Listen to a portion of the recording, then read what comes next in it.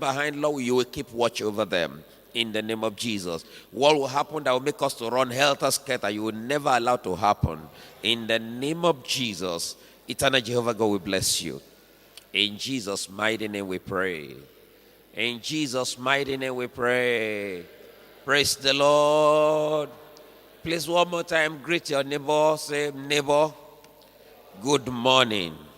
I now know that you are a star, a rising one at that. If you mean it, please put your hands together for Jesus. Please, I want all of us to please rise up as we welcome our dear pastor, Pastor AKOSILE, the man that God has prepared for this moment, who is going to take this session. Please continue to put your hands together for Jesus. God bless you, sir. God bless you. You're welcome, sir.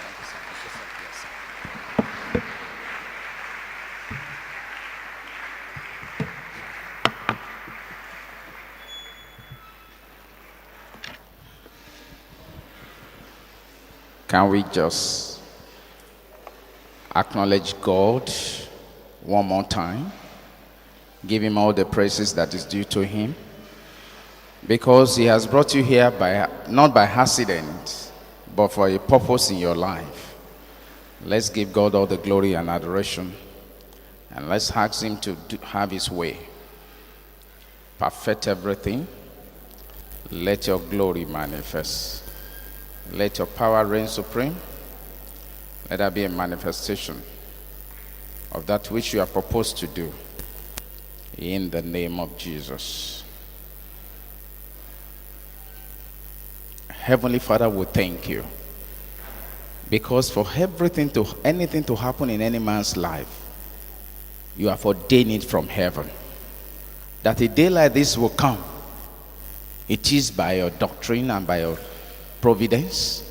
Father, we say, Lord, that which you have proposed concerning our life, let it be fulfilled in the name of Jesus. Give us a receptive heart. Open our understanding. And as I speak, O Lord, let me be under your full auction. And let your glory manifest. In Jesus' wonderful name we pray. You are welcome. I want to seize this opportunity to thank the leaders of this department for the opportunity given us to be here today. And we know fully well that the Lord that has ordained it has a purpose for it, and it shall be fulfilled in Jesus' name. I bless the name of the Lord for their life. Some leaders don't think about capacity building, but what you've been exposed to today will go beyond your daily life. It will go beyond that and make you better than what you are. And on this note, I express my profound appreciation to them, knowing fully well that we are in this business, and the Lord has been gracious in that manner. Without wasting time, because you have a lot of programs today, we want to talk about leadership skill for effective relationship management. Today we are going to talk about leadership skill for effective relationship management. Then we'll talk about what you need to do concerning yourself personally, and that is your thinking. Then we will now take question and answer. Then tomorrow we will dwell more on emotional intelligence, knowing fully well that because of your position, you deal with human beings, and you need to know more about emotional intelligence. So, you have your workbook with you. There are some missing gaps in the workbook. So you need to follow me with rapt attention, because as I read on, you will fill up the missing gaps in the whole thing. Effective management scheme are always essential in any business you are doing. Not only in business, even at home, regardless of the type of the business or the size of the business. A required skill package includes the ability to work with people and to be a team player, an aptitude for finance, and enough for efficient time management, and a talent for solid planning. One thing that anybody in your position, in your group, and in your job description, part of the things that you will need is time management, because you are the one that is going to do most of the thing for the provincial pastors.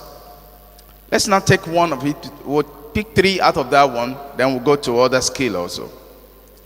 Number 1, time management. We need to manage time. There is no way you can add a second to 24 hours in a day. So you need to manage the time that is available for you. Efficient use of time is primarily the part of efficient management skill. Timely execution of small tasks make a success of the whole day. In most papers or electronics, you should be moved across the desk when you receive a mail. Mostly because of the new age we have now. Most correspondences come by electronics media. When they come into your system, check the one that you go to different folders. Send them to the folders. And there are some folders that you will read in the night. There are some folders you will read in the office. There are some folders that you will just trash immediately. So you don't have the whole time. A lot of us will go through the email box and start scrolling them one after the other. I say, what are you doing? I am checking the mail, sir. 1 hour, 2 hours, 3 hours. What are you doing? I am checking our mails, sir. Every mail has a heading, and you must be able to create a different folders for them. And as you see them, you move them to various folders. The one that need urgent attention, you bring them up. You just have to manage this one effectively. Effective business management entails using the most efficient method of communication for each situation. Like we have as at now, we have the email, we have the telephone, we have the SMS, we have written materials. Although it is sometimes necessary and appropriate to put in a personal visit as part of another act of communication, but that one can be as fast as the other means of communication, but occasionally it might be necessary. Conducting meeting in a timely, efficient manner is a necessary tool for management disposition. And by virtue of your position as admin officers in most of these provinces, there's regular meetings that comes up. It is you that will make the arrangement for the provincial pastor or the regional pastor to make sure that if you say the meeting is for 1 hour, you must have the way out to make sure. In most cases, a meeting announcement should be delivered to expect attendees at least 1 week to have the notice in advance. One cardinal thing you must learn to do is that for every meeting you want to call, at least 1 week notice must be available. But we thank God, most of our meetings in our provinces, they have a schedule. You know the regional meeting, you know when the provincial meeting, you know when the provincial pastor is meeting the admin, they are meeting the area pastors and zonal pastors. But you must send that and at least 1 week reminder, so that everybody will be adequately informed in time. And another thing we don't do that is now necessary is for you, when you send in a notice of meeting, request for a response. We must leave the level where we are now. You must request for a response. A response in terms of saying, I will attend, I will not be able to attend. So that you, the convener of the meeting, you know how many people you are expecting.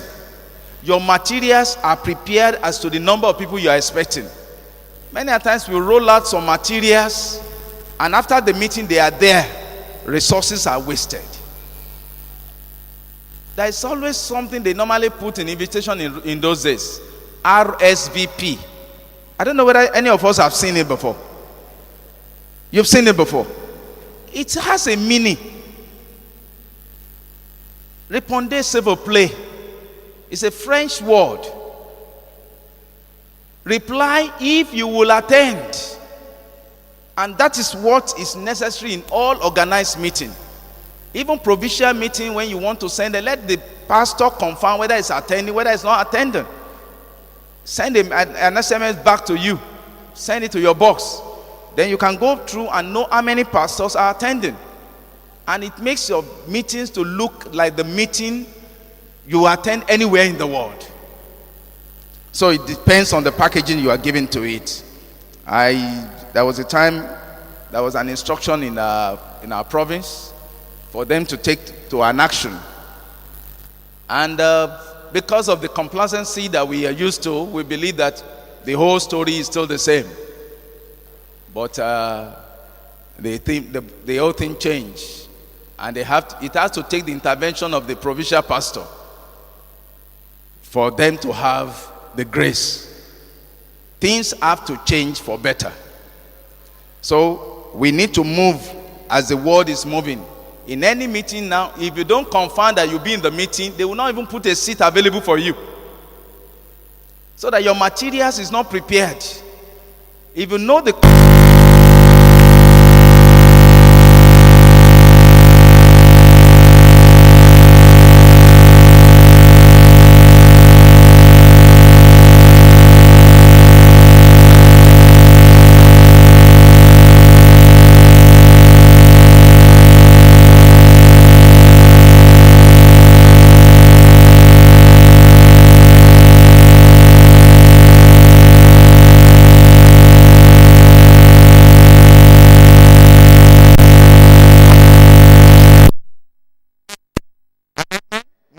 P3 amendment to can somebody move adjournment? Be adoption of the minutes. They do. Because within that short time, you cannot read the minutes effectively. Minutes must have been sent ahead of time. And the agenda is there. You can have a meaningful contribution. Because the essence of meeting is that you need a contribution from the people you are meeting with. And during the meeting, an agenda must be strictly followed. Any issue that is not in the agenda, don't bring it up. It can come up under AOB. You must be guided by that. The meeting chair must keep its discussion within the time limit and disallow any discussion that does not pertain to the agenda. Anybody chairmaning the meeting must be able to curtail the meeting into the terms of the agenda. And that is where you come in. If the man that is giving the contribution is taking you off the line, you can send a note to the provincial pastor. Excuse me, sir. This man is talking of something else. It can fall under AOB. Then they will just, excuse me, that matter you are discussing, let it come under AOB. That is part of the things you are supposed to do as admin officer to make sure that the proper step in administration is carried out. Precise meeting needs to be prepared for and outlined, accomplished in that meeting. The minutes should be distributed to the attendees and for the appropriate management action. Then let's go to financial management. Regardless the job, effective business management skill include an understanding of business finance. Business records must reflect an accurate accounting of expenses against the budget and must be used in making management decisions. Some admin officers always want to run away from handling cash. They'll say, go and give it to the accountant. Go and give it to the... There are some jobs that they will say, okay, let them advance you some money to go and make arrangements. You must be seen to be above board in all ways. If you are saying, I can be honest in all things, but when it comes to matter of finance or money, don't trust me, then you are not a leader. So you must learn how to keep proper records of those expenses and be able to retard whatever is given to you. And on that note, whatever is not budgeted for, don't spend the money on them. If you need to do, take an express approval from the authority. Then number 3 on that is that planning. Whatever you don't plan for, you end up making repairs. You waste a lot of time in doing repairs. Planning portion of an effective management, business management skill. At the beginning of the year, business plan needs to be prepared. Like we thank God in the Redeemed Christian Church of God, we have a year planner.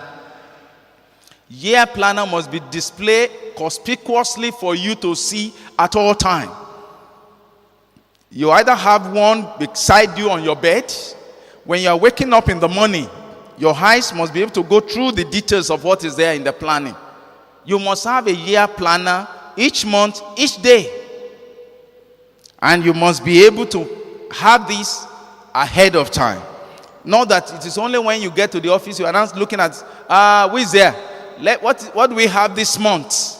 They will just laugh at you because they know, you are Ghana, you're supposed to know. Please, as leaders, we need to be acquainted with the details of the planning. And one thing I tell everybody, we have our daddy in the Lord to borrow a lot of things from. You can't imagine, he has told us the theme of the next year convention. He has told us the theme of the Special Holy Ghost service of next year. He has told us even the Congress of next year. That's out of planning. He has 1 year planning. He has 2 years planning. He has 5 years planning. And the same could happen in provinces also. And the whole thing can come from you. Make a proposal to your boss. Sir, why don't we have 5 years plan? Work out something. You are supposed to be the think tank of the province. Come on with a proposal and let them go through it. And in doing this, you'll be able to do your best in contributing to the progress of the work in your province. This planning should include the goal and objectives for the year.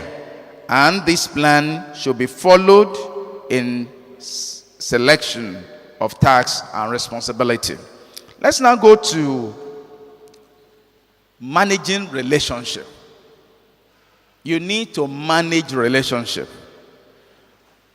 A faith-based leaders who desire to lead in a way that pleases God, we cannot separate healthy leadership from healthy relationship. Relationship is the currency of God's kingdom. There is no way you say you love God, the God that you have not seen, and you don't love the human being, the brother that is beside you. There is a readiness question we are prepared for, and this is the question we will ask everybody: are you prepared for a relationship? It is not everybody that is prepared for a relationship. Many Christian leaders catch a vision, jump immediately in fulfilling that vision without considering how to profile it to others. You cannot carry a vision alone if it is God's vision. They fail to spend time and energy on how to enlist other people in the vision.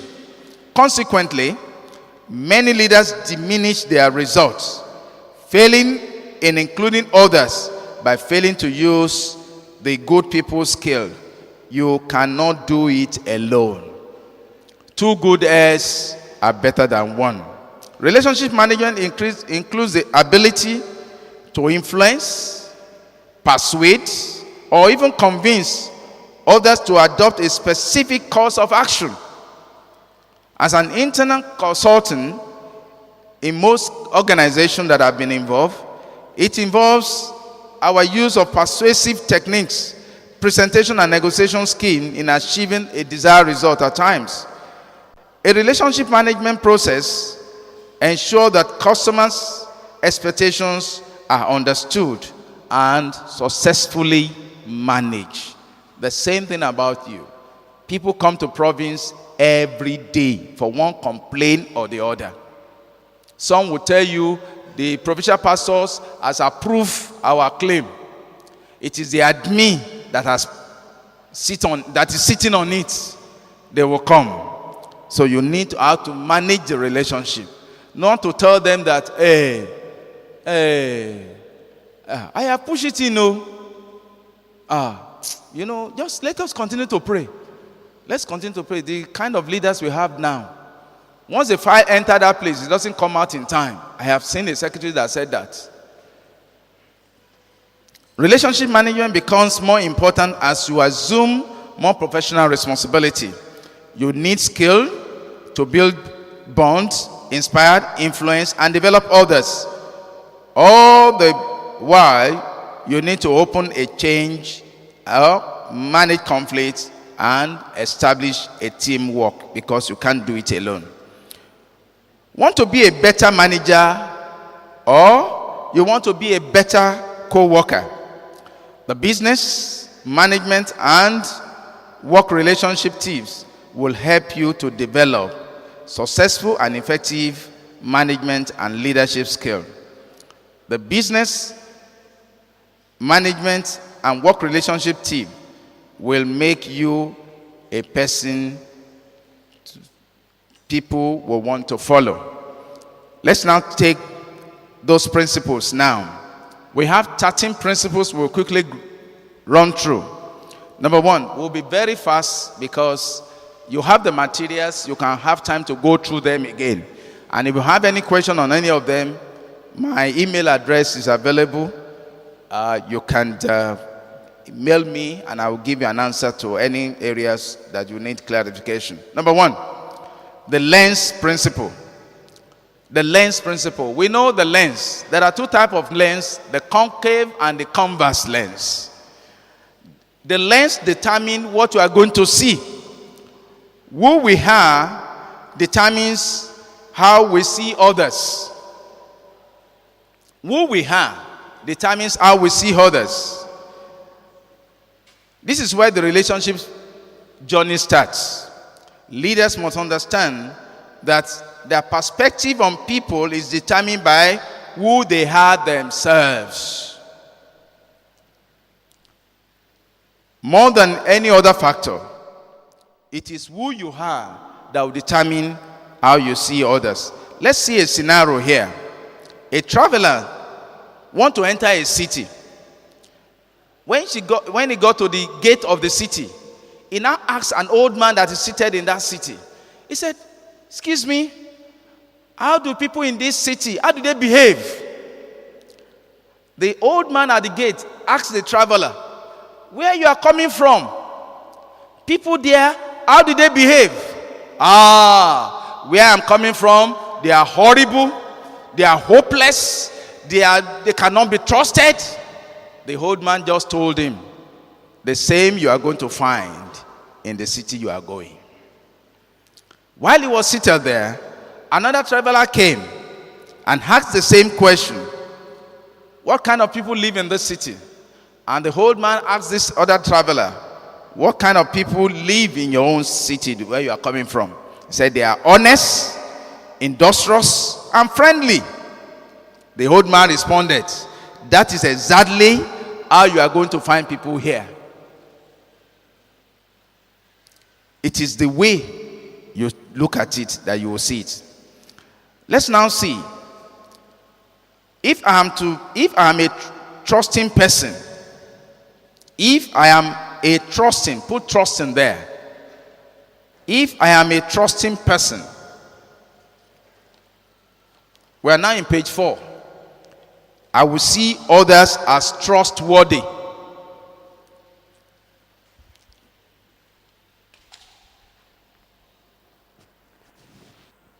I will see others as trustworthy. The next one, if I'm a critical person, I will see others as critical.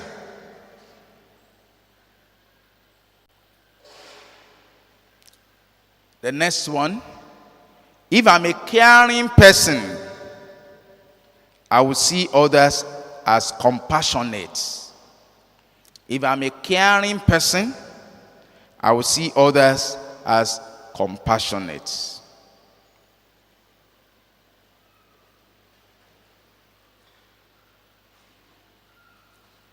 Number 2, the mirror principle. The first person we must examine is ourselves. You need to examine yourself in any relationship. Coping with the difficulties people is always a problem, especially if the difficult person happens to be you. There's no way you can solve that person except you solve it yourself. When leaders fail to practice the mirror principle, they sabotage their own work and they don't even know it.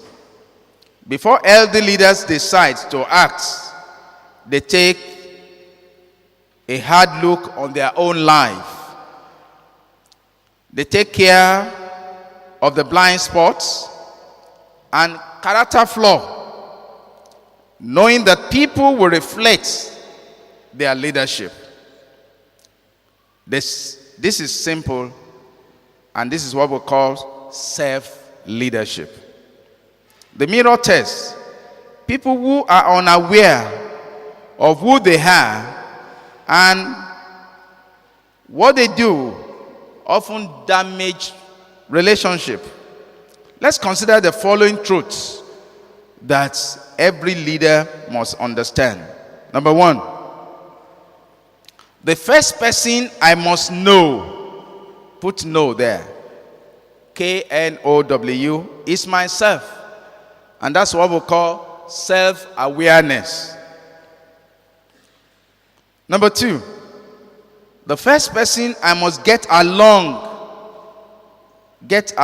with is myself.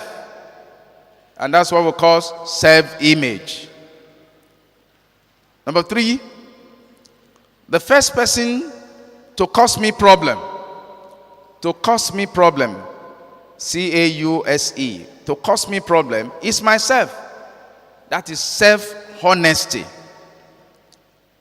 Number 4, the first person I must change is myself. That is self-improvement. Then number 5, the first person that make a difference is myself. That is self-responsibility. And number 6, the first person I must lead. The first person I must lead is myself. And that is self-leadership. In Romans chapter 2 verse 1, Apostle Paul wrote there, "You therefore have no excuse. You will pass judgment on someone else. For at whatever point you judge the others, you are condemning yourself, because you will pass judgment do the same thing." Let's now consider the third principle, the hammer principle. Hammer, H-A-M-M-E-R. You know the hammer they use in hitting nail into the wood. The hammer principle. Never use a hammer to swap a fly off someone's head. To drive away, that's a simpler word. To drive away fly from someone's head. The scenario is this. A carpenter is in his workshop. He has heard about sissy fly. You know sissy fly, they say if you bite you'll be sleeping. And he just see a sissy fly landing on the head of somebody. And he wanted to kill the sissy fly. and then I use the hammer to smash the tsetse fly. Has he helped the man? I'm sure if the man did not die, he would land in the hospital. So, tsetse fly, if it bites you, you will die, you will be sleeping, and he just used the hammer to hit the man's head. Let's see the principles here. Many leaders exaggerate things beyond normal. Because we are human beings, we get caught up emotionally in our problem and overreact to our problem. We overreact to our problem. It's an overreaction. You want to kill the fly. Do you have to use an hammer to kill the fly on somebody's head? And you say you are helping that person. So leaders must work hard to respond to situations and people with appropriate emotions and resolutions.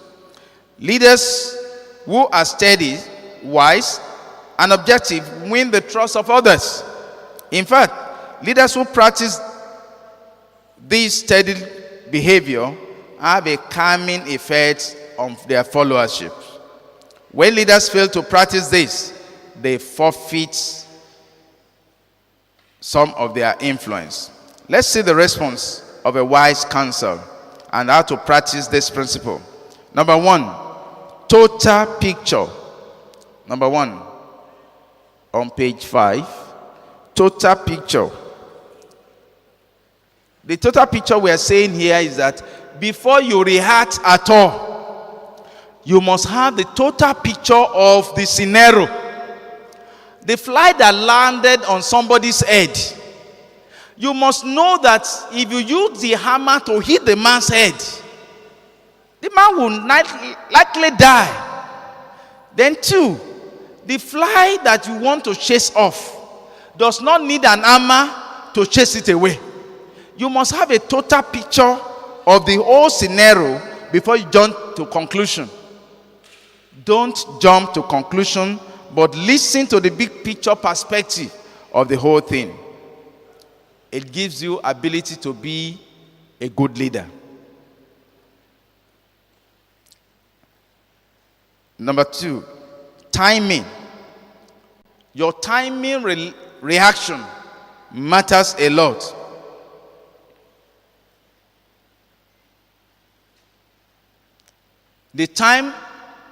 Your timely reaction on any matter matters a lot. Then the number 3 one there is tone. T-O-N-E. The way you react, how you say it. Good morning can be good morning, but good morning can be said in such a way that it will mean something else entirely. So the tone of your response has to have a big effect on the words that you use. Then the next one there is your temperament, the temperature. Make sure the problem and reactions are equal and opposite. They are equal and opposite. They must be able to match each other. Don't overreact. Don't overreact. We had a story of something like this that happened in Lagos some time ago, when there was bomb blast at the cantonment. I don't know how many people heard about it. And people did not even find out where the thing was coming from. They started running into, somebody told them, run into the canal. And all of them started running into the canal. And so many lives were lost. The bomb that is blasting is in Ikeja. You are in Ejigbo. You are running to the canal in Ejigbo. You must be able to have an understanding of what happened. As leaders, someone might say, fire, fire, fire, fire, fire, fire. The next thing you need to do is calm down. You must have the total picture. Where is the fire coming from? Is it an electric fire? Is it naked fire? Do we have to have the main? Do Do we have to throw water? Do we have to use fire extinguisher? You must have a total picture. We have had casualties of people taking sporadic action. Some will jump over the window. They say fire, fire. You just open the window, jump, bam, break the neck. You must, as leaders, everybody is watching you. They want to know what you will do. Number 4, the elevator principle. Elevator carry you up and down. Relationship can make you or it can mar you. It can take you up, it can bring you down. In every relationship we have, it either had value to us or consume our value. We are preoccupied with giving to others and receiving from others. For leaders, it is imperative that we add values to others. We must be consumed with giving and lifting up others. We must be consumed in the art of giving. There is a psychologist that says something here. He said, the world is starving of appreciation. It is hungry of compliments. But somebody must start the ball rolling by speaking first. And that should be you. This is the job of every leader. Lift up others. Believe the best is about to come. Encourage them and empower them. Then number 5, the exchange principle. Exchange principle.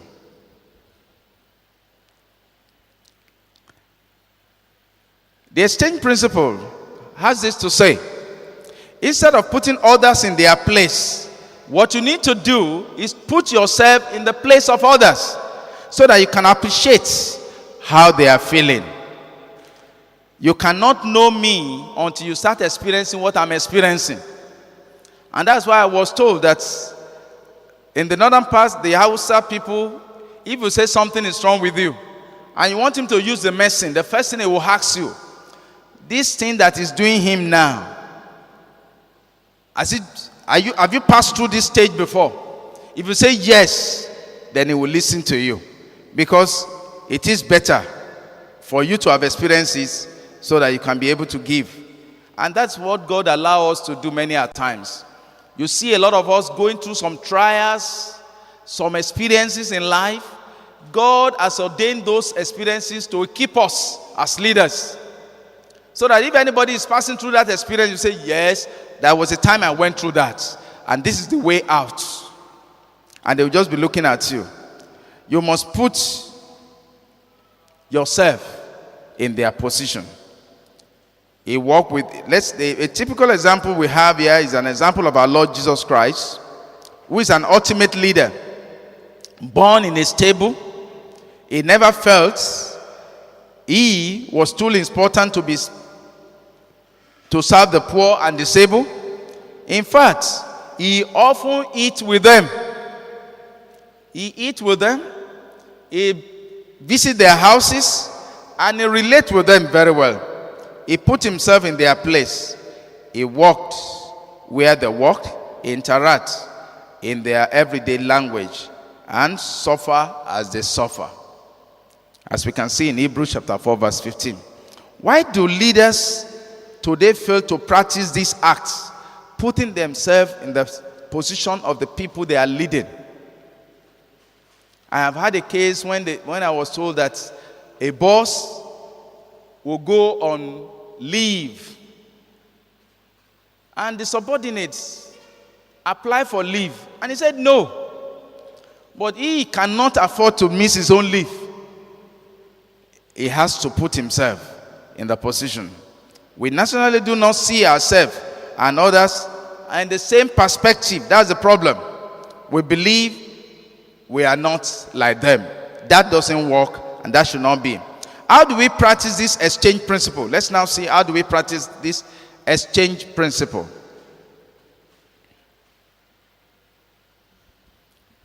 Number 1, leave your place and visit their place.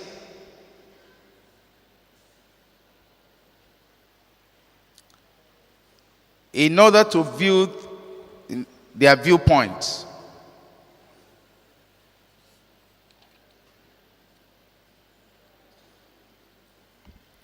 Then number 2, check your attitude. For you to be able to practice exchange principle properly, you must be able to check your attitude. When you don't want to change, you look for differences in others. They are the ones that normally make me angry. They are the ones that normally piss me off. They are the one that is not friendly here. What else do they want me to do again? Check your attitude. Then number 3, ask others what they would do in your situation. You must be able to be sympathetic. You must be able to see what others need to do. Then let's now go to principle number 6.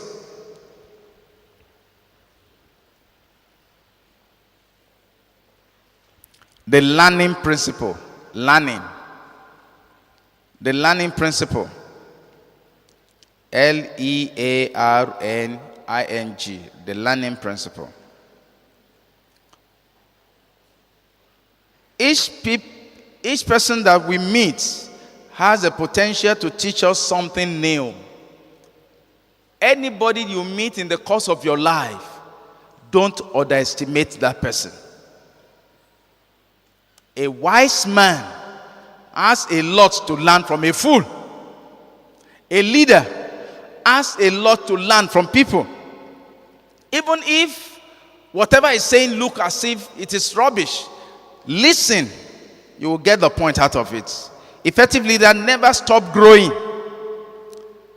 Whether we continue learning or not has less to do with who is teaching us and the more to do with how teachable we are. We can learn from anyone, good or bad. The fact is that we can learn things in unlikely places and from unlikely person. However, only a teachable spirit will allow us to capitalize on this reality. How do we learn from others? Let's see that.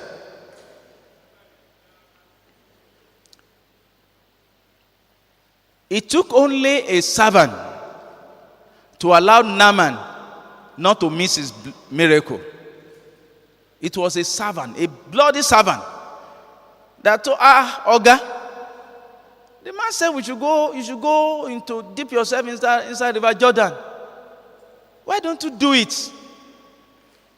And when he did, he had his complete healing. Some will say, keep short.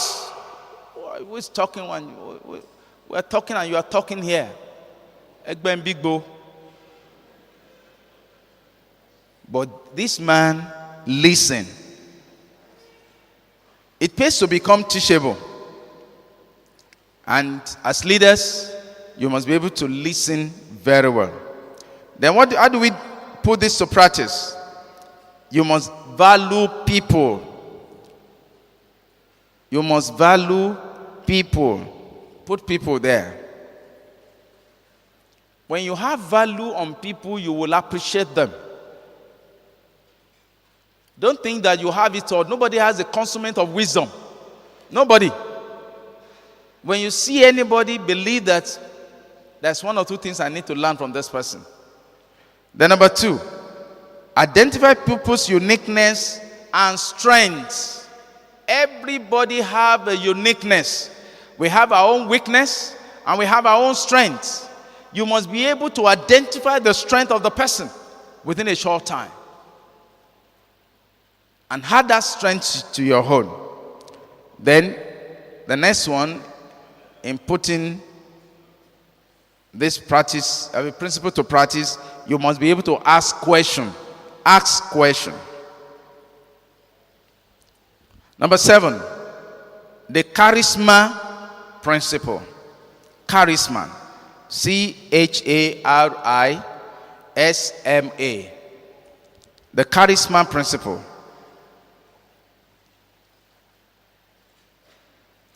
People are interested in the people that are interested in them. If you are not interested, if you don't show any interest in me, I can't be interested in you. So that's the principle of life.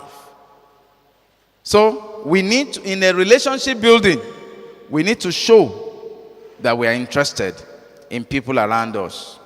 You can make more friends in 2 months by becoming interested in other people than you can make in 2 years by trying to get others to be interested in you. That's a principle. I want you to go home with that.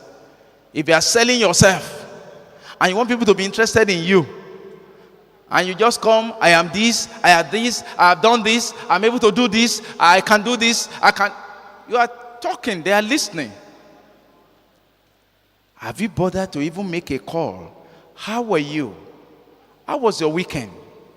And they come in, you say, oh, Bola, how was the weekend? How about your husband? How about your children? Is there anything you think I can do for you? Please don't hesitate to come and let me know if you are in need of anything. Wow. You don't need to sell yourself. The person will get to know you closer. Then how do we build your charisma? Become genuinely interested in other people. Smile often. Remember that a person's name is important to them. This is very important for every leader. Don't call somebody, hey, come. Hey, that boy coming, come. You just look back like this. You are the boss, so you've been in an office for about a week. You don't know the name of your staff. After 1 week, you call anybody, oh boy, come. Boy will just look at you and say, which kind of guy is this one? You must, everybody is interested in the name. The day you say, oh, Brother Sunday, can I see you? So he knows my name. This man knows my name. He has did a lot of research, even to find out my name. I need to be careful. You are resuming in a province. And as you are getting to that province, you are mentioning the name of most of the staff that are there. Sister Oshukaye, how does this man know my name? You are building up a relationship. You don't need to even mention your name. They will find out your name yourself. You don't need to introduce yourself. Because you know their name, they will go out of their way to find out your name also. But if you don't show, if it is a matter of say, hey, Iggy, Okwe, start giving them name. They will say, this man is not serious. They will plan within themselves. Any that man that shout in that office, nobody must answer here. You now see them, you say they are ganging up against me. Every rebellious spirit is broken here. You generated the rebellious spirits. So we need to sincerely make others feel important. One cardinal thing to make somebody feel important is to know the name of the person. Is to even show that, okay, where do you live? Oh, the person coming late. Oh, sorry, what happened? Lagos Wahala, as usual. You are the boss, oh. Lagos Wahala, as usual. Yeah, I guess it was the hold up. Oga, it is, oh. It is hold up. Okay, that's all right. But you could find a way out of it. Maybe, what time did you leave your house? I am to resume by 8 o'clock. I left by 6 o'clock. Okay, if you leave by 6 o'clock and you get here by 8, that means you need to leave by 5. Why don't you give it a trial? Leave by 5 the next time and see when you are going to. That is the way. By the time you do that, they will see you as showing concern. Then number 8, the number 10 principle. Believe the best in person, usually bringing out the best from that person. if you believe that this person can perform, why we call it number 10 principle is that when you are rating people, you start from 1 to 10. You start from 1 to 10. And if you have a belief that the person I'm giving this assignment to will give me the number 10 report, then the man would give you that report. But if it's an act of saying, hey, you just gave him the assignment, he had just left your office, you know what you need to do for me? Go and compute all the names of all the pastors that are in this province, their names, their wives' names, and their telephone number. I need it before the end of today. After a while, you now go to where the guy is working. And you start looking at it. No, this is not where you can get the names of the pastors. I expect you to know where to do it. Let him make mistake first. Let him come to you. Give him a time. If you, as the boss, is to submit this report by 3 p.m., ask him to give you your data by 11 a.m. Let him make mistake. By the time he comes in at 11, now say, okay, yes. Okay, yeah. No, but you could do it better than this way. Okay, go to this level, go and do it this way, go and do it this way, go and do it this way. Knowing fully well that by the time he spend that time on it, he will go back to his seat. Hey, so God trust, they believe I can do it. I must not do that kind of thing again. Going to him and let him start correcting me. Before I take anything there, I must check it well. I must make sure it's perfect. That is how to get the best from the people. Then number 9, confrontational principle. The confrontation principle. Confrontation principle. Caring for people must precede confronting them.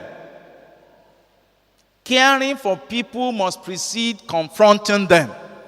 Like the scenario I told you of a subordinate coming late. If you just come late and the person is late and you now say, you are screaming at the person. And you now say, you didn't even listen to the person to find out why he's late. Even if you are still going to punish the person, you must show care. Oh, you came late. There was hold up. Okay. But you still need to, I'll punish you for coming late. Sorry for coming late. But the only thing you just need to do is make sure you don't come late. But today, I'm going to punish you because I have warned you yesterday. You are repeating the same thing. But by the time you serve the punishment today, you'll be able to, okay, what do I do? Maybe I recommend to the provincial pastor that instead of you closing by 5, you must close by 6 o'clock or 7 o'clock. Every 1 hour delay you use in coming late, it is 2 hours for your closing. Then if you come 2 hours late, then you say we are closing by 6, you are going to close by 10 p.m. If he tries it once, he will not come late. There's something he will remember. But you let him know what he has done. Show care. You know the story of Nathan and David. Nathan and David. David is a king. Nathan is a prophet. But he wants to confront David. And you can see the way he did it for David. He made David to pass the judgment on the whole matter. You can do the same also.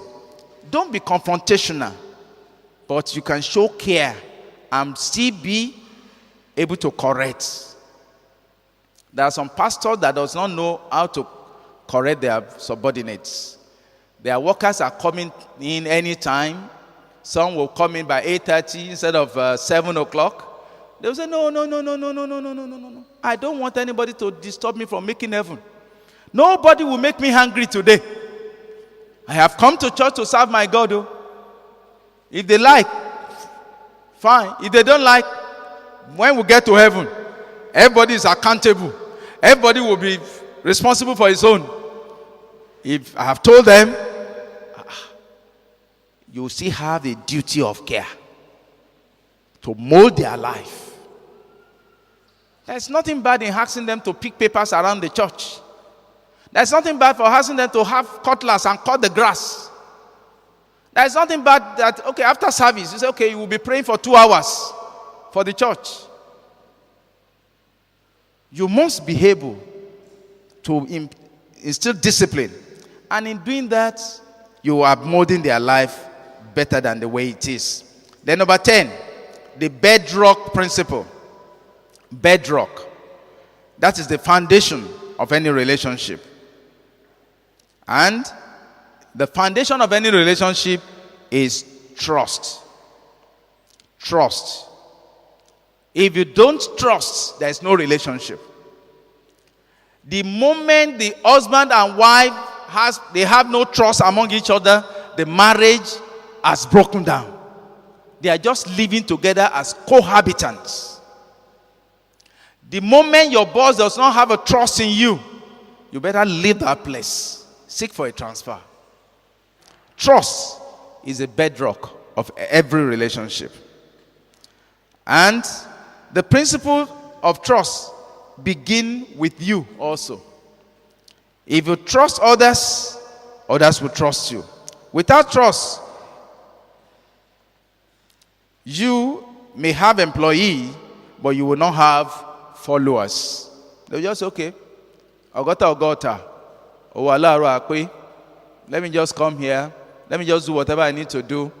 You can never see the commitment in them again if you don't show that you trust them. Whether you know it or not, people has this question of their leader. Do my boss trust me? Or do I even trust him also? And they ask, are you trustworthy? Can we build up a mutual trust among us? Mutual trust is not an act of committing illegality. That's no trust. If it's okay, let's now collude together and commit crime. And say we have to trust each other. If you go into that, you are really moving to the hellfire. There are three things about truth. Trust. 3 true things about trust. Number 1, trust begins with yourself.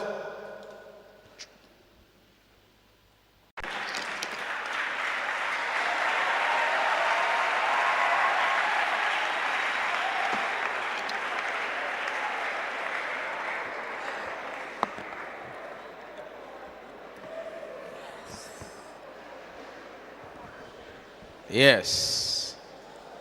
Yes. It can be better now. Don't envy me. Your own time will come.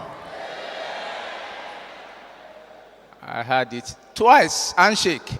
Let me put the hand on my head. Oh. Amen. God bless you.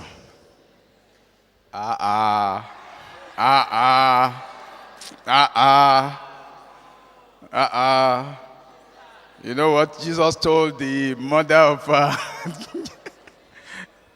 John? Don't worry. Your time will come.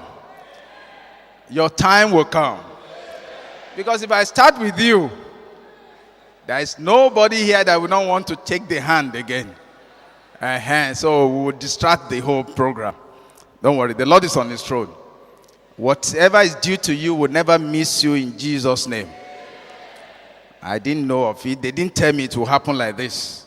So, trust begin with yourself. Put yourself there.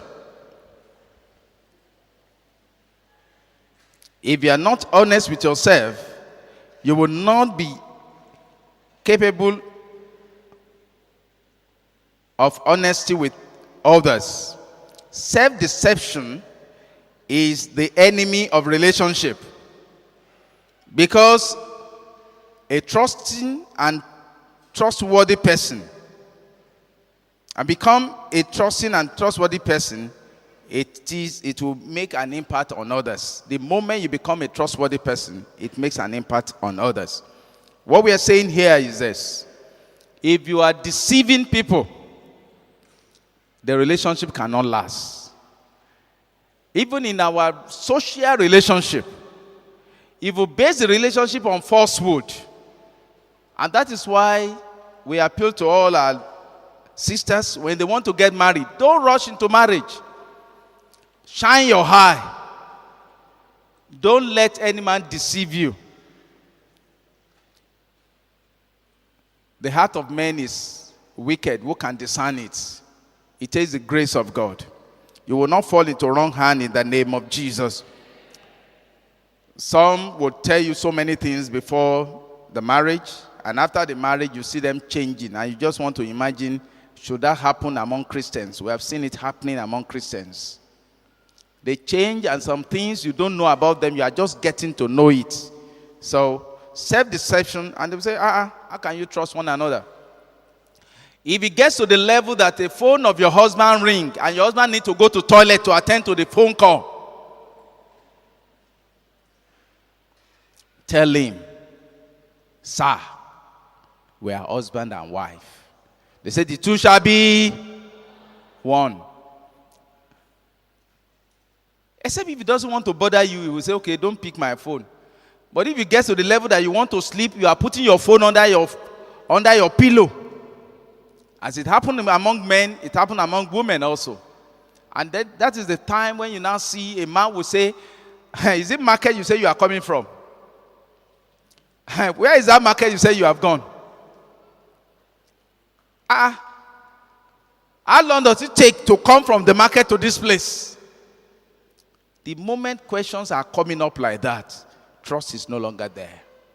Then you must build up the trust yourself. So it takes the man to prove that he is trustworthy. If there are no strange calls that will come to your phone that your wife cannot see, your wife will not bother even if you traveled. But if you are in such a way that calls that comes in, your wife cannot. I've seen a man that ran out of bedroom with soap on his head to pick a call. What if he fall down? Using one hand to remove the soap and be talking to the person. Can't your wife pick the call? Brethren, we are Christians. And that takes me to the level of saying, number 2, trust is not compartmentized. Compartmentized. C-O-M-P-A-R-T-M-E-N-T-A-L-I-Z-E-D. Compartmentized. You don't compartmentalize trust. Don't say you can trust me only on spiritual thing. You cannot trust me on this. Trust, you cannot be compartmentalized. And that is why in every area, you must be seen as trustworthy. It starts from home. It starts from the church also. It starts with you.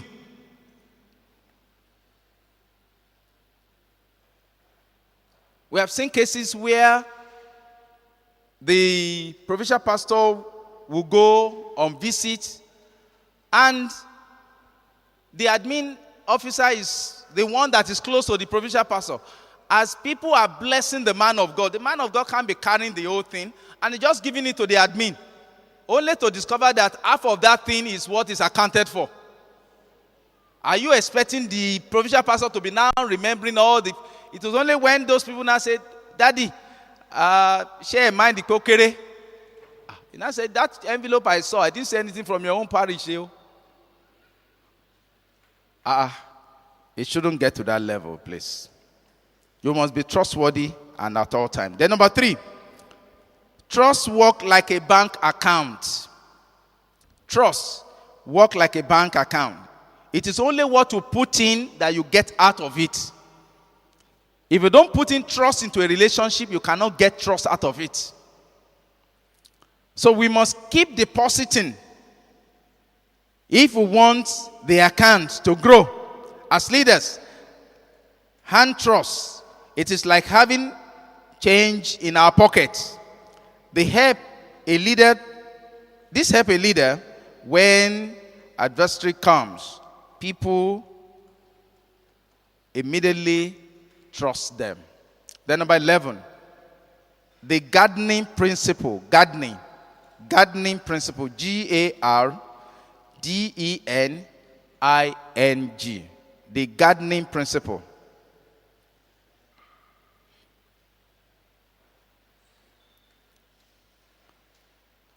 All relationships need cultivation. What we are saying here is a garden that is not cultivated, weeds will grow there. Thorns will grow there. Then it will look unkept. So, relationship also, there is a need for you to cultivate a good relationship. And in cultivating a good relationship, a healthy relationship, what do we need? You focus on this thing. Number 1, commitment. Commitment. You must be committed to that relationship. You must be committed to your marriage. That this marriage must stay. This marriage must survive. This marriage must go on. It's a commitment. There are challenges that might come. But because you are committed to it, in making sure that this relationship works well, you must be at peace with everybody. It's a commitment. It's an instruction from God. He said, ensue peace with all men. It's an instruction. So you must be committed to it to make sure that you look for peace. Then, the foundation of relationship is trust. Trust is fostered by mutual commitment to the relationship. 2, communication. Communication. Often a relationship will begin with easy communication, deepen with difficult communication, and will be sustained with intentional qualification and be communication. You must determine to communicate. If you don't communicate in any relationship, it will grow sour. No matter what it is, when you get home, you are tired. Sit, talk to your wife. Sit, talk to your husband. Communicate. Don't do it in such a way that you are sending notes. We had a story, I don't know whether it's true, that husband and wife were writing notes to one another. The money for soup is on the table. And he put the notes beside the bed of the wife. And the wife also replied, brethren, that is not communication. Then number 3, concern for well-being of others. Concern for well-being of others. Strive to put the other person's desire before your own. You must learn to do that as leaders. You must learn to do that as leaders. There was something that happened in one of my parishes some time ago. I have a materials I want to share for all the workers. And I just want to test this usher to see whether he has a servant heart and the level of his given heart. There are about 38. I removed one out of those items there. I put his own in the office. And I give the material. I said, share it for everybody. Oh, she was so excited. She's sharing it. When she discovered that the thing is remaining 3, now look how many people are still there. She now take one, put it under her palm like this. I now share. I say, sir, remaining one. I said, one. Where is the one that's remaining? He said, that man. I said, where about the one under your armpit? I said, that's my own. I said, give it out. Until I now invite her to the office and teach her, you give out. Just serve. Don't think about your own. There's somebody that is watching you up there. Even if your immediate boss cannot compensate you, God will work out something somehow for you. So we must have the heart as Christians. But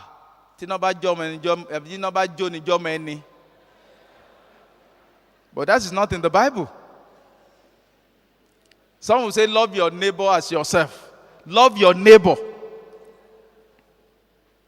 So you must love your neighbor. So you have to do that. Then, number 4, build memories together. You must build memories together. Anybody you are in a relationship with that you cannot open up and tell the story of your past, you are not into a relationship. You're only talking good about yourself.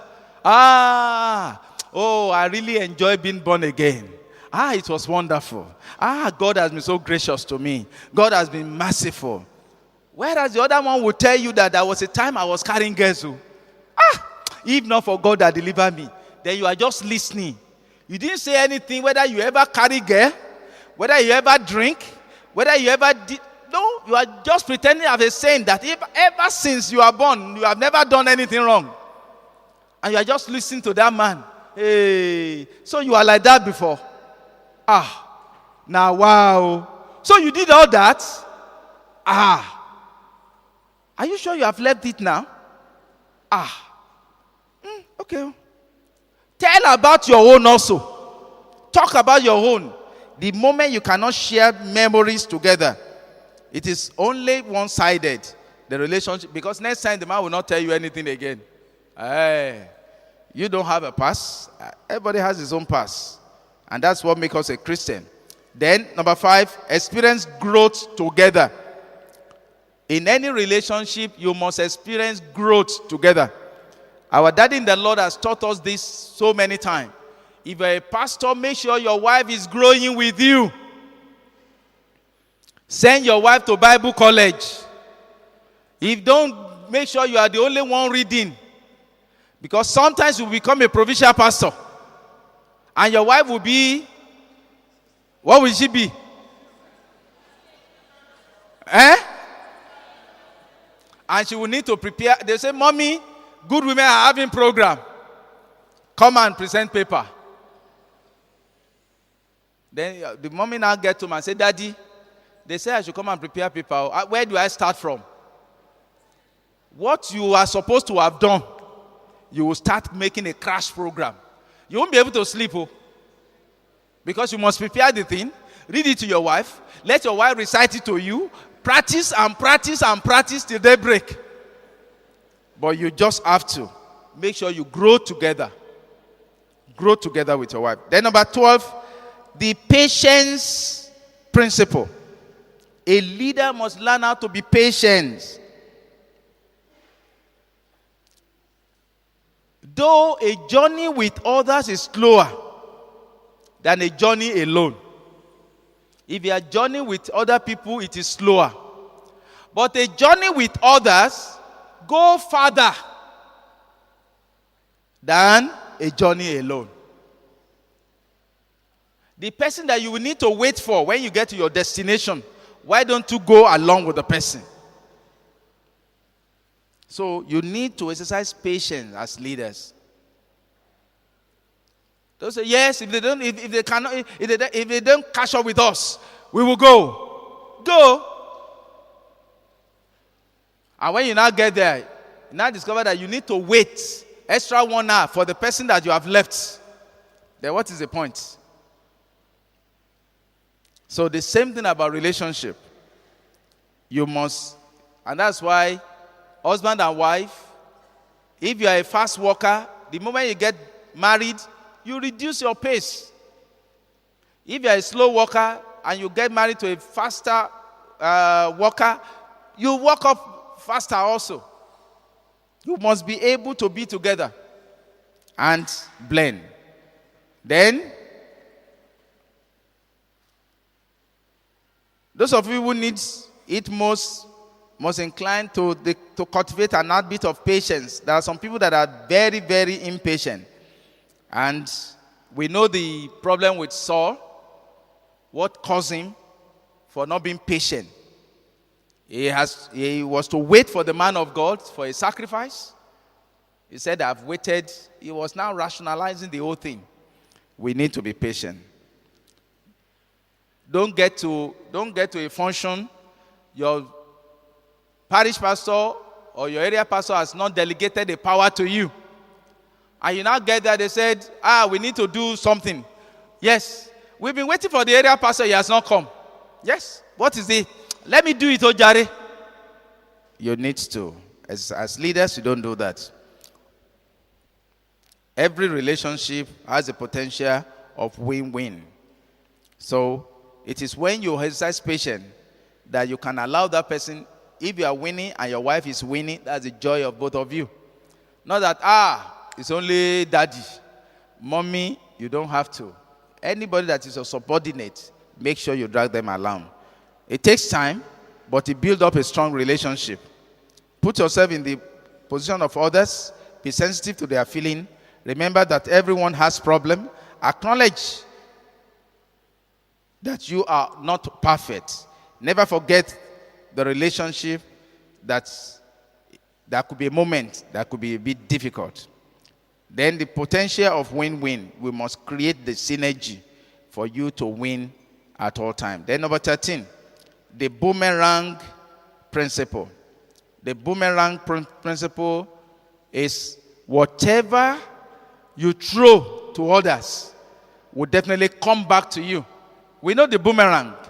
If you throw it out, after a while, it will come back to where it started from. That is, when we help others, what do? We are helping ourselves. Many people want to make withdrawals from a relationship they have never made a single deposit. Hey, he has not been calling me. I'm the only one that is calling and calling and calling, depending on your attitude of calling. Well, if I call again and you did not call me again, I won't call you again. Then are you calling because you want that person to call you? Or you are calling because of a relationship, of a desire in your heart? So we'll see those there. Then, in every relationship, a giver approach to life is a key. Always focus on what you can give to a relationship. Don't look at what you can get from a relationship. Look at what you can give into a relationship. Where do you stand on giving to others? There are 3 kinds of people when it comes to the heart of giving. Let's now consider these 3 people. Number 1, a taker. Taker. T-A-K-E-R-S. Takers. Takers are people that receive and never give. And they are in their relationship. You will see some relationships that will have turned out to be a better relationship. But because one party becomes, it has to. Come on, now. And the moment you cannot, ordinary handkerchief to give in return. Ordinary pure water to give in return. Then number 2, traders. Traders, they receive first and they give back. If you call me once, I call you again. If you don't call me, I don't call you. There's no relationship in that. If it's an act of, it is only what you do to me that I give back to you. That is not. Then number 3, investors. Investors. They give and then receive. They give. It is after they have given that they can now receive. People who invest others have something in common. 1, they understand that people are of great value, practice the principle of sowing and reaping, believe that helping others is pleasing to God, then focusing on investment and not on the returns. They are building up their own investment. And that is one thing we need to. You cannot sustain a deep friendship with anyone without giving. You can be friendly, kind, supportive person to everyone you meet.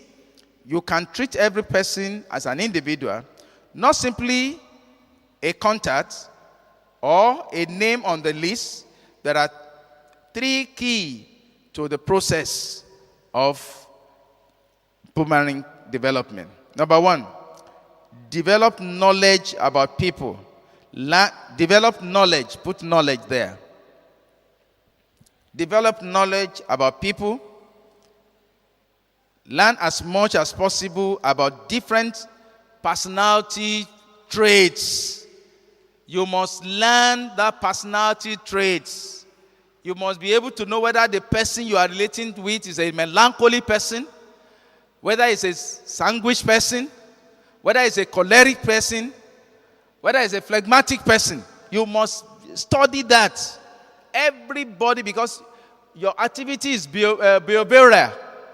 You deal with human beings. You need to have that basic knowledge so that you'll be able to relate with them very well. Number 2, develop your service skill. Learn how to effectively serve others. Then number 3, develop your listening skill. You must develop your listening skill. Learn how to listen with understanding and genuine concern for others. Some will say they are listening, but while the person is talking, they are dozing off. I don't know whether you have experienced it. He didn't talk, and the man is just talking and talking. And the person is talking to is already dozing off. You are discouraging that person. He won't talk to you again. He will just manage to finish and leave your office. It means you have shown the person that you are no longer interested in what he's saying. We need to be careful. Then we now move straight now to change your thinking and change your life. Say it to your neighbor. Say it as if you mean it.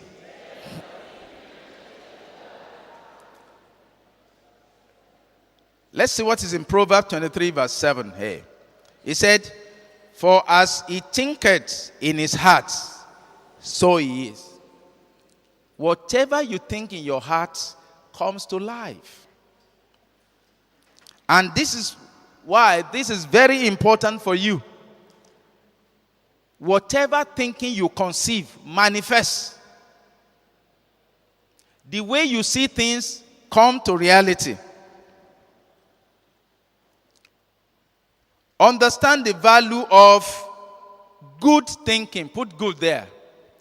Understand the value of good thinking.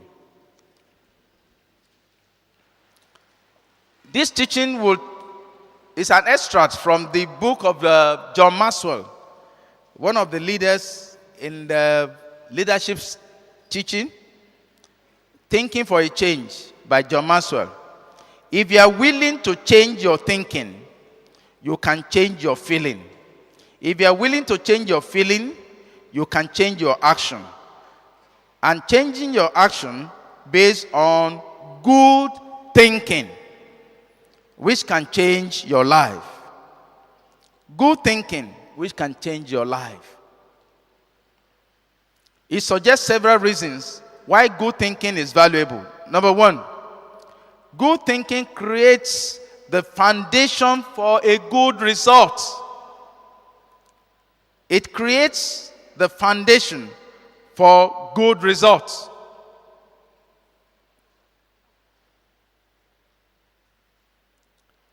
Number 2, good thinking increases your potentials. Put potential there. Then number 3, good thinking produces more good thinking if you make it an habit.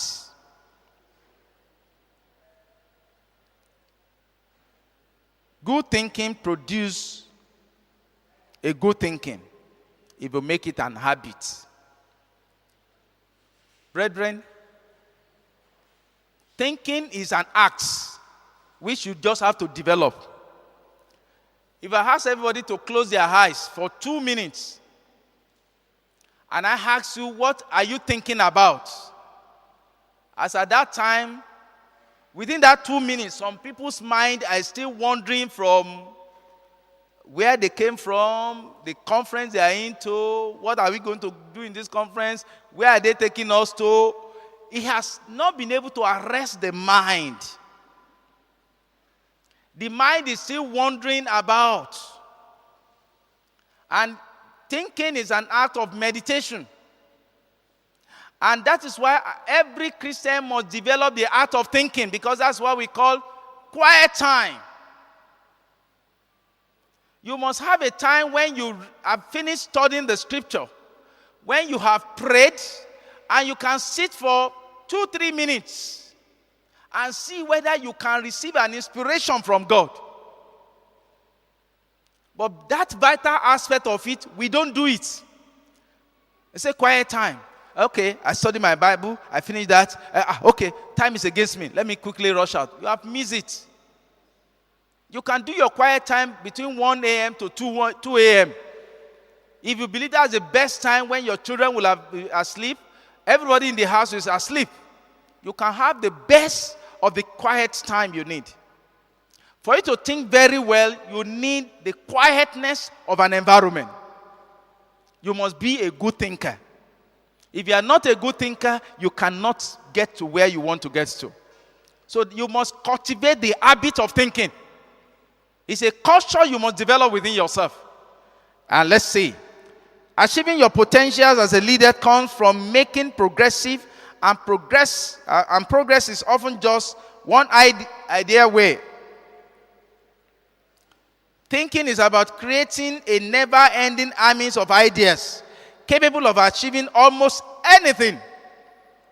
There's a famous playwright that once said, an invasion of an army can be resisted, but an invasion of ideas cannot be resisted. It is only when you decide to think that you can be able to get a lot of ideas. Solutions are there, but you don't have the time to think. When you close your eyes to say you want to think, you slip off. It means you have knocked off your head, which is the brain, from your mind. The moment the head and the brain are not working again together, the head will switch off. Once the head switches off, sleep will come. By tomorrow, when we're doing emotional intelligence, we will go into that level. So that we want to see the relationship between the head, the brain, the mind, and the soul. So, but you need to develop the act of thinking.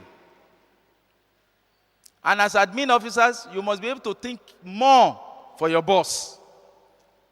You must be able to do more of the thinking. Realize the impact of change thinking. Realize the impact of change. Put change there. Change thinking. If you change your thinking about a thing, you get a better result. And why should you change your thinking? Because it is the difference. It is the difference that will make all the difference in your life. Good thinking can do many things for you. It can solve your problem. It can create opportunity. It can lift you above all the crowd. It can take you to a whole new level. Personally or even professionally, it can really change your life if you have an art of good thinking. Many people have talked about changing the world, but only few people have talked about changing themselves. If you want to change the world, it starts from you. You must first change yourself. Let us consider this following. You need to know about changing your thinking. Number one, change thinking is not automatic. It is not automatic. It is a thing you must develop an attitude that I must change my thinking. You have just been posted to a place and somebody told you, maybe the impression you had before is that provincial pastor is tough. He's so wicked. And that thinking has been registered in your head. If you get there and you don't change that thinking, you will get yourself out of the job. Because it will inform your attitude towards your boss. Even when the board mean well, you will say no. They say he's a wicked man. Why will he ask me to come to office by 8 o'clock? How does he want me to make it? Look at the assignment they asked me to finish, and how can I finish all this assignment? But if you have a change thinking and just believe that, no, this job must be done. I am responsible for this assignment. I don't have to go home. Let me sleep in the office. I don't know whether it happened in other areas, but there was an admin officer that I worked with some times ago. For us to accomplish the task that we have, he was sleeping in the office. He was sleeping in the office. Don't fully aware that he will spend a lot of time in traffic. Time will have been wasted. Those time, he now uses it in the office. And I'm sure all of you are doing the same. If you are doing it, let me just do whatever I need to do and go. This is God's work. Oh. It's different from secular job. Oh. Though you are treated like a secular staff, but it is still God's work. God is taking record. So if it's a task for you to do, you don't have the impression that somebody hates you. Some people will have made it in life because they have an impression that somebody hates them and they are thinking negatively about it. If you think negative things will come your way. If you think positive things will come your way. So that is the heart of thinking. Number 2, change thinking is difficult. Once somebody has told you that somebody is like this, it's registered in your head. You must now cultivate the habit of saying, no, no. I don't want to think that way. I must form my own opinion. This man is bad. This man is this. This man is greedy. No, for you to make it in life, you must have a change thinking. Don't go with the thinking of others. You must evaluate and take the proper action. Then number 3, change thinking is worth the investment. Worth. You must invest in it. You spend time to think. You spend a lot of time in thinking. Then number 4, change thinking is the best gift you can give to yourself and others. It's the best gift you can give to yourself and others. A human mind with the ability to think well is like a diamond mind that never runs out. And that is why we need to develop the art of thinking. Brethren, thinking is the best thing that we need to do for ourselves. I remember when I was transferred to my new station here. Now, when I was posted there, I know some people that came to me and said, what did you do to the provincial pastor? Why would they take you to such a remote place? You are taking from Ikeja to Ojokoro village. I said, excuse me, what do you mean? He said, that is a village. You that are coming from the town, you are going to the village. You better go and see Daddy. I said, God knows that my assignment in Ikeja has finished. And it's taking me to where my assignment is needed. It depends on the way you take it. And after a while, another person came. When I got there, the place was ordinary sound.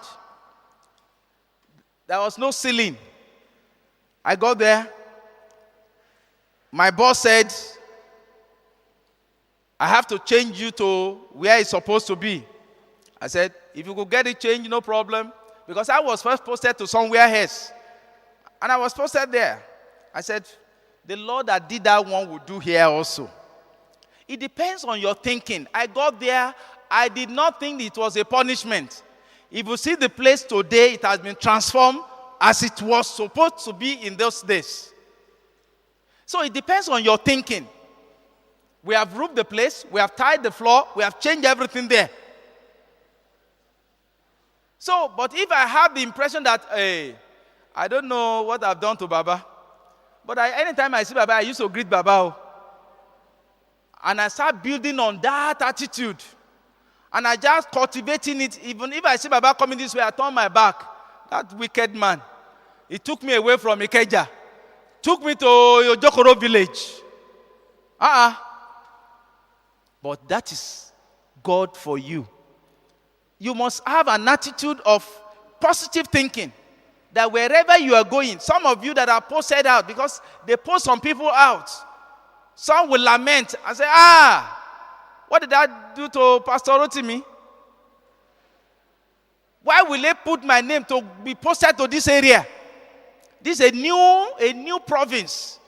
I have been in a province that is doing well before, where people come and by Christmas they come around, they greet us, we all enjoy, we celebrate, we go home with chicken, Now you have been posted to a new province. And you now say, this is a dry land. And your colleague now meet you, they say, how about your place? It's a fallow ground. Nothing there. I don't know what I have done to them in the admin there. I don't know. Maybe because I don't go and greet them, but I don't know, Sha. God! You are only disturbing God. Because God is the one that puts your name in their heart to transfer you there. If it is not God, it won't come to pass. So you must have an attitude of saying, whatever comes your way, God wants it that way. So it will make you to have a clear mind. And that is an issue that affects a lot of us when it comes to art of thinking and made us not to. Then, right thinking change your feeling, which change your action, which ultimately has the potential to change your life. The 6 lessons in the book of Thinking for a Change give directions in how to change your thinking. But it is your responsibility to choose to make it to change, to make the changes.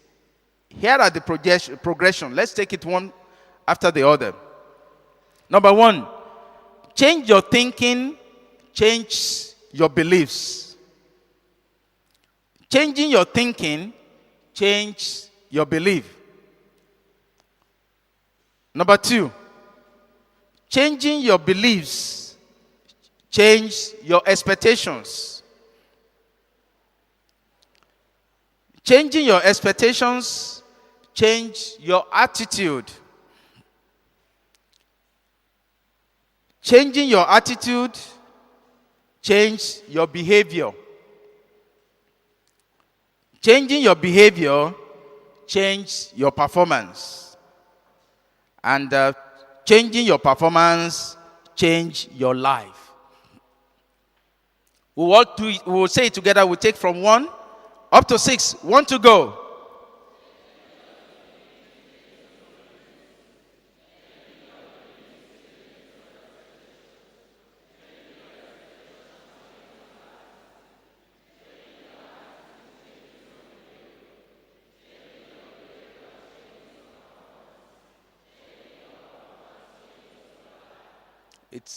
That is all that you will need to understand. Because the moment you change your performance, your life will change. The moment you change your behavior, your performance will be affected. So, do you want to succeed in life or you want to be a failure? It starts from your thinking. If you have a negative mind, it won't go far. So let's now master the process of intentional thinking. Number 1, master the process of intentional thinking. You must intentionally think. Thinking does not come on its own. No. There is a difference between thinking and stress. So, if you walk yourself into stress, you are not thinking. You are lamenting your calamity. And you are pitying yourself. That is not thinking. If you say, this redeem. You need a godfather. Oh God, oh God, oh God. Who will be my own godfather now? And you lie down on bed and you say you are thinking. You are not thinking anything. You are working yourself into stress. A positive mind will say, oh, Redeem. It's a wonderful place to work. I hand my living there. I have opportunity of growing spiritually. I have opportunity of not going by the world. Those challenges that those people in the world are seeing, I am not seeing it. When the boss will say, unless I sleep with you before I get promoted, I don't have it. God, you have been so wonderful to me. I look at the boss that I'm working with. You have empowered him with grace. You are looking at the person and say, oh God, you have done a great thing in my life. Your mind will change. You will think better.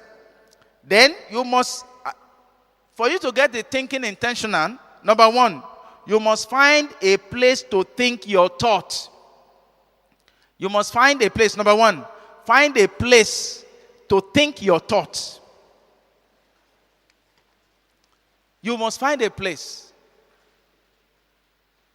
Daddy Jesus just told us that he will leave home by 11 p.m. and come back by 6. He's doing most of the thinking. He will walk up to a place, sit down somewhere, have an in-depth thinking with God. Meditation. So you too need to have a place. Then you must have a place, number two, find a place to evaluate your thought. What is it that you are thinking about? You must find a way to evaluate your thoughts so as to jettison the bad thoughts that are there. Devil will put in some bad thoughts in your mind. It is for you to say, get behind me, Satan. It will come in. But you must be able to discern it. Then number three, find a place to stretch your thoughts by sharing them with other good thinkers. To stretch. S-T-R-E-T-C-H. You must find a way to stretch your thoughts by sharing with other good thinkers. You must identify a good thinker around you that can think very well. I want to buy a car. I have a loan I've collected. I've collected housing loan. If I take a car loan again,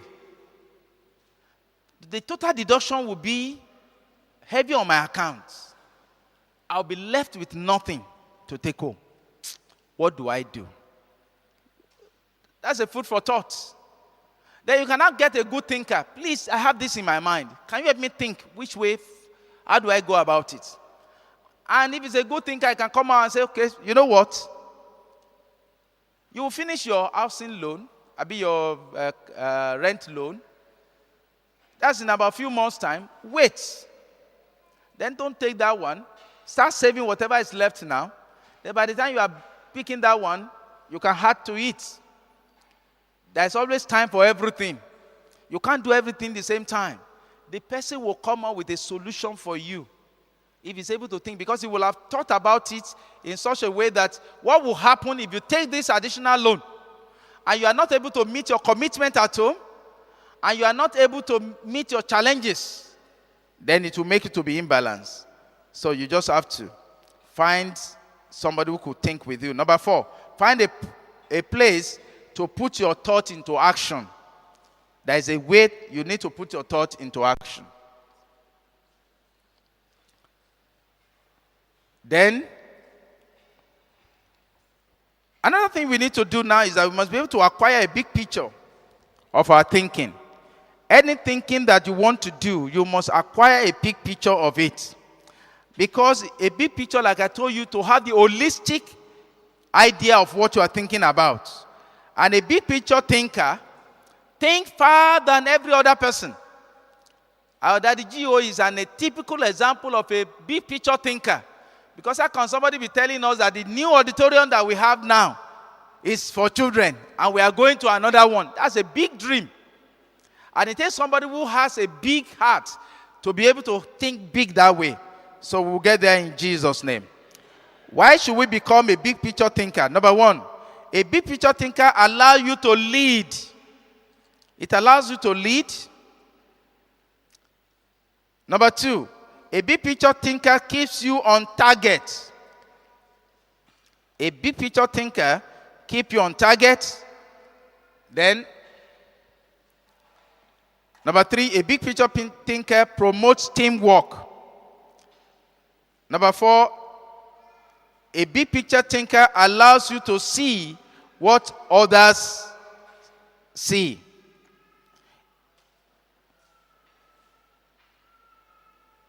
Number 5, a big picture thinker keeps you from being caught up in the mundane. M-U-N-D-A-N-E,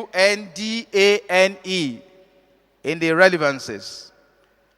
Then number 6, a big picture thinker keeps you navigate uncharted territory. Navigate. We have a typical examples in the life of Abraham when he was asked to leave his comfort zone and to move on to the land that the Lord is going to show him. Abraham was a big picture thinker because of the God's given vision. Let us observe the criteria for such a vision. Number 1, it came from God and it was based on his priorities. Put priorities there. Number 2, it connects with the leader's personalities, identity, and desires.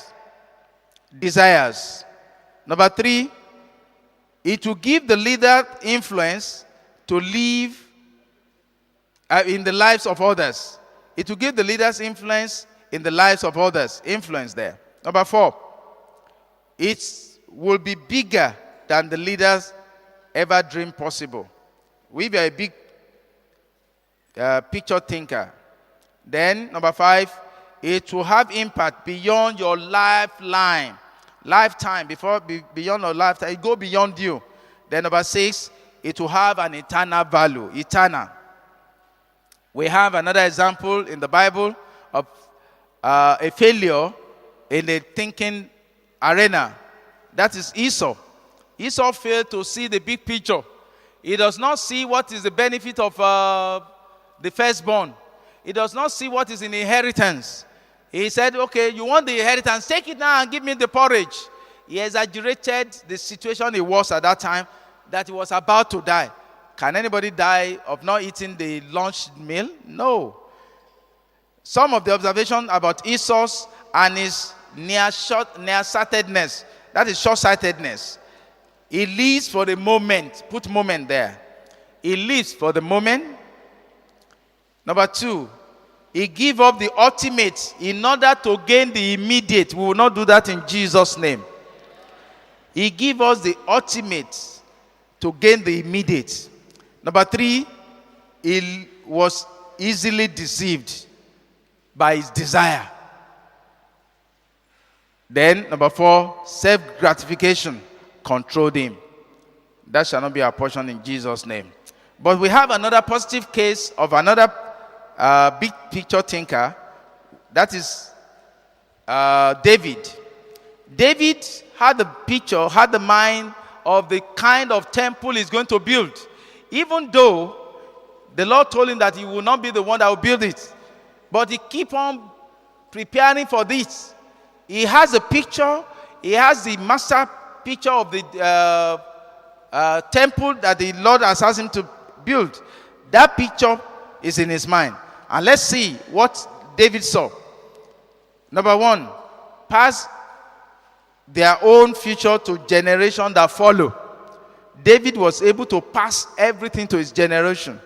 Then, number 2, what needs to happen before others say it, and they are ready for action. Number 3, God's provision for God-sized vision. We had another big picture example in the Bible, Haggai, in terms of rebuilding the temple. And you can see the complaint of people and what was God's response. The people were complaining that the job, let's put it there, the complaint of people, they said the job is too big. What was God's response? The job is mine. Let's work together. Then number 2, The resources is too small. It's people's complaint. And what was God's complaint? A response to it. I am your source. I hold everything in this world. Then number 3, what we build will be inferior.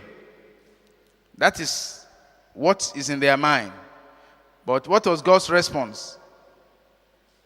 What I fill with my glory is wonderful. Whatever God decides to fill with his glory, it is wonderful. So, I quickly want to give you one more thing before I round up. We have talked about the thinking. You write this thing in your notes. The power of good thinking will make clear difference in your life and your ministry. So we need it. Who is the person that gave me the... Can I still have 2 minutes more? Yes, 1 minute more. Okay. The Lord has given us opportunity to be here this year. But by next year, we believe we'll still have the opportunity. There are 11 thinking skills that every pastor must have. I'll just mention those 11 for you. We are not treating it. Maybe by next year, when the Lord tarry, we'll be able to treat them very well. You must be able to acquire the wisdom of big picture thinking. Number 2, you must be able to unleash the potential for focused thinking. Number 3, you must discover the joy of creative thinking. Creative thinking. Number 4, you must recognize the importance of realistic thinking. Number 5, you must release the power of strategic thinking. Number 6, you must feel the energy of possibility thinking. Then number 7, you must embrace the lesson of reflective thinking. Number 8, you must question the acceptance of popular thinking. Number 9, you must encourage the participation of shared thinking. Number 10, you must experience the satisfaction of unselfish thinking. Then number 11, you must enjoy the return of bottom line thinking. The power of good thinking will help us in Jesus' name. God bless you.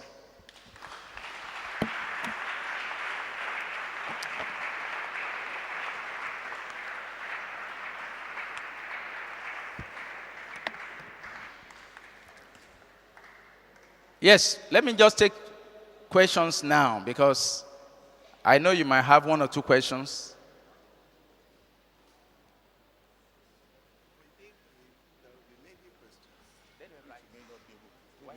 They will write everything, you compile together. Since you are coming tomorrow, then you carry some of them away. Yeah. And then Attend to them so that I can summarize the whole thing. Yes, better that way. to create room for the essay. Exactly. Want to create room for My father in the Lord is there.